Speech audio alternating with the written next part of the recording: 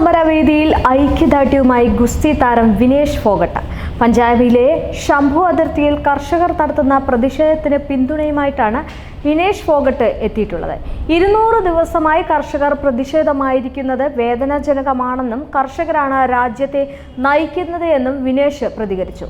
അവരില്ലാതെ ഒന്നും സാധ്യമല്ല, ജനങ്ങൾ ഇങ്ങനെ തെരുവിലിരുന്നാൽ രാജ്യം പുരോഗമിക്കില്ല എന്നും വിനേഷ് ഫോഗട്ട് പറഞ്ഞു. കർഷകർക്ക് ഐക്യദാർഢ്യം പ്രഖ്യാപിച്ച് സമരത്തിൽ പങ്കുചേർന്ന വിനേഷ് ഫോഗട്ട് നിങ്ങളുടെ മകൾ നിങ്ങളോടൊപ്പമാണ് എന്ന് പറഞ്ഞ് പൂർണ്ണ പിന്തുണ നൽകുകയും ഉറപ്പ് നൽകുകയും ചെയ്തു. എല്ലാവരും രാജ്യത്തെ പൗരന്മാരാണ്. ഒരു കർഷക കുടുംബത്തിൽ ജനിച്ചത് എൻ്റെ ഭാഗ്യമാണ്.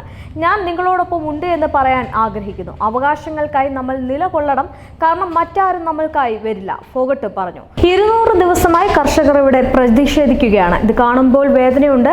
കർഷകരാണ് രാജ്യം മുന്നോട്ട് നയിക്കുന്നത്. അവരില്ലാതെ ഒന്നും സാധ്യമല്ല. പല സമയത്തും ഞങ്ങൾ നിസ്സഹായരാണ്.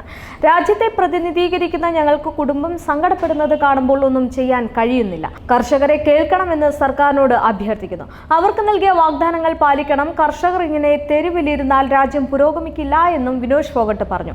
മിനിമം താങ്ങുവിലയ്ക്ക് സർക്കാർ നിയമ പരിരക്ഷ ഉറപ്പു നൽകണമെന്നാവശ്യപ്പെട്ട് കർഷകർ നടത്തുന്ന സമരത്തിന്റെ 200ാം ദിവസത്തിലെ പ്രതിഷേധത്തിലാണ് വിനേഷ് പങ്കെടുത്തത്.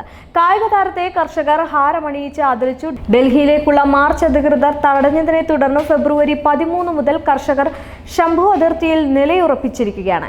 എല്ലാ വിളകൾക്കും മിനിമം താങ്ങുവിലയ്ക്ക് നിയമപരമായ ഗ്യാരണ്ടി നൽകണമെന്നാണ് സമരക്കാരുടെ ആവശ്യം.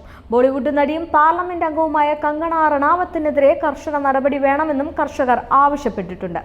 കർഷകരെ തുടർച്ചയായി അപമാനിക്കുന്ന കങ്കണയ്ക്കെതിരെ ശക്തമായ നടപടി സ്വീകരിക്കാൻ കേന്ദ്ര സർക്കാരും BJPയും തയ്യാറാകണമെന്നും കർഷകർ ഇതിനോടകം തന്നെ ആവശ്യപ്പെട്ടിട്ടുണ്ട്.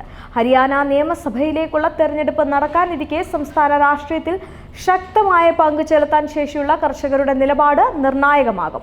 പാരീസ് ഒളിമ്പിക്സിൽ വനിതകളുടെ ഗുസ്തിയിൽ 50 കിലോഗ്രാം ഫ്രീ സ്റ്റൈലിൽ ഫൈനലെത്തിയതായിരുന്നു വിനേഷ് ഫോഗട്ട്. ഗുസ്തിയിൽ ഫൈനലിൽ ആദ്യ ഇന്ത്യൻ വനിത എന്ന ചരിത്രം സൃഷ്ടിച്ച് മണിക്കൂറുകൾക്കകം നടന്ന ഭാരപരിശോധനയിൽ പരാജയപ്പെട്ടു. വെള്ളി മെഡൽ പങ്കിടണമെന്ന ആവശ്യം ഉന്നയിച്ചും വിനേഷ് അന്താരാഷ്ട്ര കായിക തർക്ക പരിഹാര കോടതിയെ സമീപിച്ചെങ്കിലും അപ്പീൽ അന്താരാഷ്ട്ര കായിക തർക്ക പരിഹാര കോടതി തള്ളിയിരുന്നു. ഇതോടെ താരത്തിന് മെഡൽ ഇല്ലാതെ നാട്ടിലേക്ക് മടങ്ങേണ്ടി വന്നു. ഒളിമ്പിക്സിന് ശേഷം പാരീസിൽ നിന്ന് നാട്ടിലേക്ക് തിരിച്ചെത്തിയ താരത്തിന് ഉജ്ജ്വല സ്വീകരണമാണ് ലഭിച്ചിരുന്നത്.